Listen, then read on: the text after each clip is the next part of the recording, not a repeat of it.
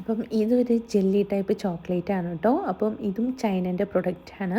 അപ്പം ലുലുന്ന് തന്നെയാണ് കേട്ടോ വാങ്ങിച്ചത്. ഈ പാക്കിങ് കണ്ടപ്പോൾ അങ്ങനെ വാങ്ങിച്ചതാണ് കേട്ടോ. കാണാൻ നല്ല ഭംഗിയുണ്ട്. ധൂമോള് വാങ്ങിച്ചതായിരുന്നു കേട്ടോ. സ്ട്രോബെറി ഫ്ലേവറാണ് ഒക്കെ വരുന്നത്. ഇതിൽ 6 പീസാട്ടോ ഉള്ളത്. നമ്മൾ സാധാ ജെല്ലി മിഠായി ഒക്കെ കഴിക്കില്ലേ, നാട്ടിൽ നിന്നൊക്കെ കിട്ടുന്ന ആ സെയിം തന്നെയായിരുന്നു. പക്ഷേ എന്താ സ്ട്രോബെറിൻ്റെ ഫ്ലേവറും അടിയിൽ കുറച്ചൊന്ന് കാരമൽ ചെയ്ത് വെച്ചിട്ടുണ്ടായിരുന്നു കേട്ടോ.